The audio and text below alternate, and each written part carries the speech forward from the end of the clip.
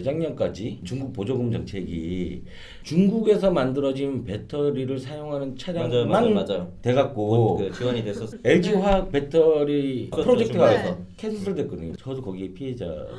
그런데도 참 대단한 게 LG화학이 세계 최대 시장에서 불공정한 걸 당했는데도 세계 1위, 2위 막 이 점유율을 가지고 있다라는 게 오히려 네. 그게 기회였을 수도 있어요. 아. 왜냐면 중국 네. 시장을 배제하고. 접고 유럽으로 시각을 돌리는 바람에 유럽 시장이 커지니까 같이 커진 그런 형태로 갔다라고 볼 수는 있지만 그렇게 해서 중국은 제재를 했는데 한국에서는 중국 전기 자동차를 보조를 해줬던 부분 없이. 한국은 워낙 전기차가 적어서 네. 그러니까 한국의 현대차에서 본격적으로 올해부터 전기차를 쏟아내니까 내년 후년부터는 차등 지급이 될 수 있는데 이게 또 WTO 이런 것 때문에 막 제소당하고 이러면 중국 깡패고 중국 깡패고 우리는 중국급이 아니니까 중국도 하는데 우리도 해야지 뭐 이런 상호 중국이 하는 걸 우리는 할 수 없어요. 급을 생각해야 돼. 급이 달라. 거기 작은 형이잖아. 미워.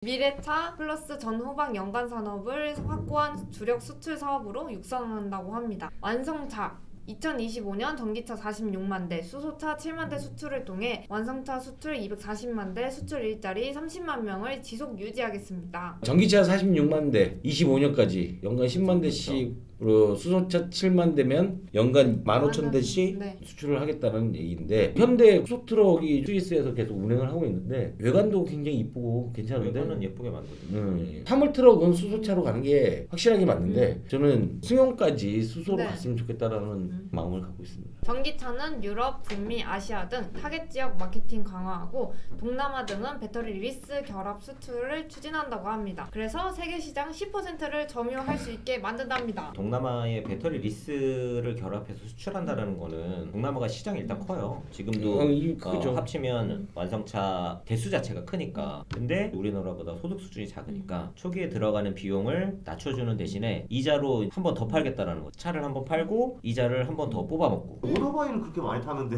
그러니까 전기 오토바이는 왜 없어? 자체 있어요. 브랜드가 전기 많이 있어요. 있어요. 그러니까 얘네는 오토바이를 엄청 타잖아요. 진짜 다 엄청 혼자잖아. 못 받았거든. 특히 응.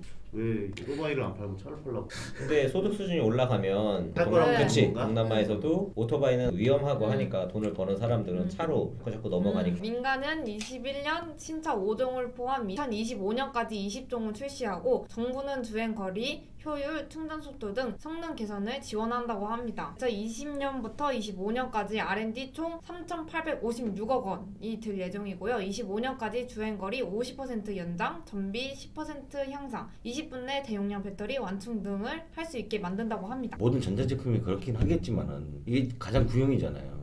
내일이면 또 네, 새로운 새로운, 게 나오고 차도 1년은 탈 거 아니고 10년 정도 타는데 그 사이에 업그레이드 한번 주면 마음이 편해지지 않을까라는 생각을 하거든요. 5년 후에 새로운 배터리로 한 번은 전체 교체를 해주겠다. 지금 현재는 300km를 달릴 수 있지만 400km를 달릴 수 있도록 해주겠다. 업그레이드 돈 내면 해주겠다 이러고 있겠죠. 돈을 내면은 가장 중요하니까. 근데 지금 이제 테슬라 같은 경우도 보면 이번에 이제 리프레시가 나왔단 말이에요. 네.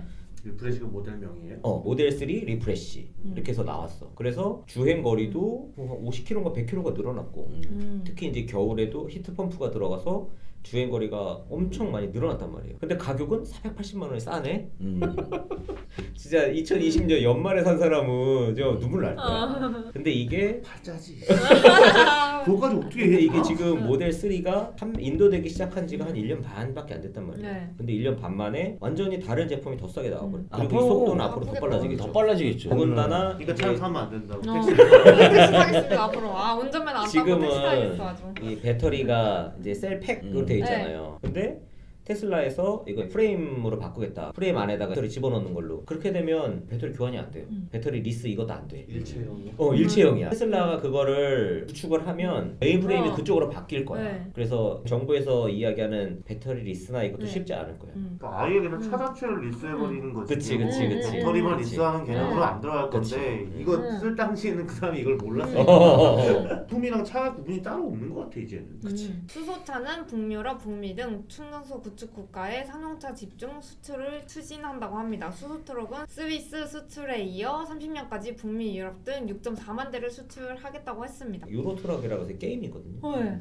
근데 이 게임처럼 실제로 이 차를 운행하는 회사가 나왔어요. 음. 그래서 운전자가 집에서 운전을 해. 음. 그리고 이게 원거리, 원격으로 차를 운전을 하는 거예요. 그 차는 무인인데 어. 원격으로 헐. 어느 오락하는 나라에서? 유럽에서 그 어느 어느 나라? 나라인지 지금 유럽에 어느 까먹었는데 나라가 그런- 그게 나왔어 지금. 진짜? 그래서 게임하듯이 집에서 차를 국경도 넘어 다닐 수 있어요? 그렇게 하는 거야. 이야. 무인으로. 트럭이? 트럭이.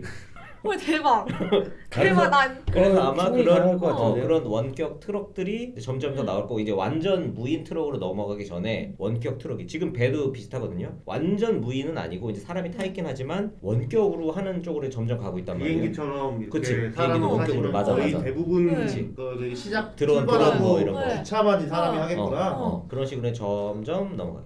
그 트럭이 뭘 싣고 다? 뭐 이것저것 엄청 큰 화물 같은 거. 컨테이너 컨테이너 막 2개씩 달고 다니던데 유럽은. 그러면 어떻게 되는 거야? 그럼 이제 원격 운전하는 놈이네요 지금.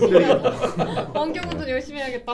정부는 중동, 호주 등의 상용차 플러스 충전소 패키지 수출 지원 및 내구성 강화 등 경쟁력 향상 R&D를 지원한다고 합니다. 상용차 수소, 연료전지 내구성 향상은 2020년부터 25년까지 정부 329억 원을 들여서 한다고 합니다. 신부품. 배터리, 자동차 수출의 약 20%를 차지하는 2차 전지 수주량 기술 수준 모두 세계 1위를 달성하고 2차 전지, 연료전지를 제2의 반도체로 육성하겠다고 밝혔습니다. 기타 핵심 부분에서는 자동차 반도체, 센서, 전장, 경량 소재 등 부가가치가 높고 수입 의존도가 높은 미래차 R자 기술 주도권을 확고히 함으로써 미래차 부품 세계 최고 기업을 육성하겠다고 밝혔습니다. 이것의 모든 표준 규격을 누가 갖고 있냐?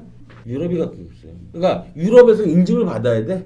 유럽의 기준에. 네, 통과를 해야지 이렇게 할 수 있다. 그래야 네. 자동차 반도체라고 인정을 해주고 자동차 센서라고 인정을 해줘요. 우리나라는 걔네들한테 인증을 받아야 되는 해주세요. 우리나라가 규격이 없기 때문에 이런 네. 문제가 생기는 거거든요. 우리나라가 좀 더 그 부분에 투자를 해서 우리나라만의 KF94 네. 그거는 NF95하고 네. 거의 동급이다. 네. 인정을 받아주잖아요. 네. 거기까지 올라오지 않으면 우리는 외국에 인증 비용 다 내가면서 해야 되는 거죠. 매번 개정을 하거든요. 하이테크 해버리면 우리 여기 못 들어가는 상황이 돼요. 일반 산업 부분은 크게 문제가 안 되는데 자동차 부분은 그 인증이 굉장히 중요시 여기기 때문에 앞으로 그쪽이 수출의 장벽이 될 수도 있다라고 봅니다. 배터리는 2025년까지 리튬이온 배터리 기술을 350Wh per kg까지 고도화하고 25년 리튬황 배터리 상용화를 하고 30년에는 전고체 배터리 상용화를 한다고 합니다. 그래서 타 세대 배터리 조기 상용화를 추진한다고 합니다. 킬로그램당 350와트 한 2배까지 늘려야 싸지지 않을까라고 생각합니다. 그 전까지는 너무 비싸. 수소 연료 전지는 해외 완성차사 발전 사업자 등으로 수출처를 다변화하고 핵심 소재 국산화율을 제고한다고 합니다. 차량용 반도체, 자율주행 부품, 도로 인프라, 경량 소재 등 미래차 부품 기술을 선점하고 대형 모터, 초고속 베어링 등 4대 핵심 부품 국산화 기술 개발을 집중 추진할 계획이라고 밝혔습니다. 대형 모터라든가 초고속 베어링 이 부분 쉽게 힘들죠. 따라갈 수 없는 영역이거든요. 모터의 혁신이 발생하지 않는 한 지금 현재 모터의 구조로서는 굉장히 아날로그적인 거기 때문에 힘들어요. 초고속 베어링 개발을 많이 해야 되는 건데 아무래도 일본 쪽이 굉장히 강하죠. 대형 모터 초고속 베어링은 풍력 발전기에도 사용되는 거고 로봇을 할 때도 대형 모터 초고속 베어링 이거는 계속 가는 거기 때문에 네. 이 부분은 앞으로 많은 개발이 좀 돼야 되는데 이거는 기계 쪽이라고 아날로그 쪽이라고 해서 사람들 관심이 별로 없죠. 모다 베어링이죠. 뭐다 베어링. 그죠. 뭐다 베어링. 이쪽에 대한 관심을 많이 가졌으면 좋겠어요. 센서도 마찬가지고. 수소철도, 수소선박, 플라잉카 등의 조속한 기술 실증을 통해 미래 육해공 수송수단 전반을 수출 동력화하겠습니다. 선박철도 건설기계, 플라잉카 등 미래 친환경 수송수단의 조속한 기술 실증을 추진하여 새로운 수출 상품으로 육성한다고 합니다. 선박에는 2025년까지 수소 연안 선박 개발 완료하고 30년에는 국제 운행 선박 적용을 추진하고 철도 부분에서는 도심 수소 토렘 운영 추진하고 수소 열차 상용화로 디젤 열차를 대체한다고 합니다. 그리고 건설기계 부분에서는 수소 기계차를 실증 등 항만 건설 현장 중심으로 보급을 하고 또 UAM PAV에서는 2025년 최초 상용화해서 30년에는 10개 노선 서비스를 운영한다고 합니다. 근데 이 부분들을 다 달성을 하는 것은 이해를 하겠습니다만 선박이나 철도 이거는 진짜 어려운 부분이라고 보여지고 저번에도 네. 얘기했듯이 철도 같은 경우에는 위에다가 전기 생산할 수 있게끔 쫙 설치를 해서 운행을 해도 되지 않을까라는 생각을 하는데 선박은 진짜 쉽지 않은 상황인 것 같아요. 3번 자율주행 서비스 활성화랑 4번 미래차 산업 생태계로의 전환은 내용을 스킵하기로 했고 추진 체계 민간합동 미래차 산업 혁신 TF를 구성 가동하여 산업 발전과 일자리 확보를 중심으로 정책 과제를 수립 이행할 계획이라고 밝혔습니다. 오늘 여기까지 해서 자료가 다 마쳤고요. 계속적으로 업데이트가 되고 있고 하고는 있지만 어차피 기존에 있는 사람들의 머릿속에는 고정관념이 박혀 있고 이때까지 개발해 왔던 것들이 있기 때문에 버리기가 쉽지 않아서 네. 어쩔 수 없이 지고 가는 그런 것들도 있을 거라고 생각이 들어요. 그거를 과감하게 지금 버리지 않으면 안 되는 상황이라고 생각을 하고 앞으로는 80%를 버리고 드러내고 개혁적인 생각을 창의적인 생각을 했으면 좋겠다는 생각이 들고 여기까지가 약간동이의 마지막 시간입니다. 감사합니다. 한국판 유질과 약간동이를 예. 네. 마지막 멘트 게스트가 하고 끝내겠습니다. 저요? 너무 부담스러운데 갑자기. 여러분들 이 모든 거를 해결하면 어떻게 해야 된다고요? 이순신 프로젝트가 성공해야 됩니다. 저희 많이 이거 말고도 이순신 프로젝트 많이 시청해 주시고 관심 가져주셨으면 좋겠습니다. 네, 감사합니다. 감사합니다.